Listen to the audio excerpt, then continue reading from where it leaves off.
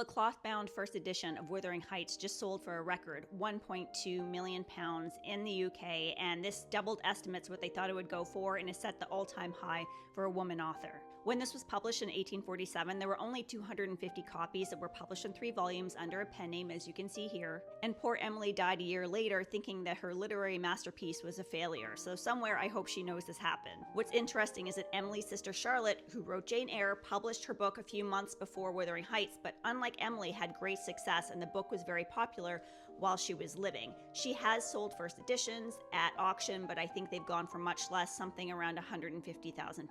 Both books, of course, are very intense, and if you're curious about their family life, there was a 2020 film called Emily about Emily Bronte. There's a bit of Charlotte in there. A lot of it is highly fictionalized, but it's still very moving. I actually looked up other English authors that have brought up big numbers with their first editions, notably Mary Shelley's Frankenstein. Originally published in 1818, there was only 500,000 copies and was also under a pen name, but then it grew in popularity. It was turned into a play, at which time Mary Shelley claimed it, and it was republished under her pen name a few years later. You can learn more about Mary Shelley's life in this 2017 film made about her. Jane Austen, who would have turned 250 years old last year, has also had multiple books come to smash success auctions, but they're often sold as sets and not singular books. During her lifetime, Jane had moderate success. She saw both Sense and Sensibility and Pride and Prejudice sell enough that they got second-run publishing, but she would be astonished by the sales around her books and movies today.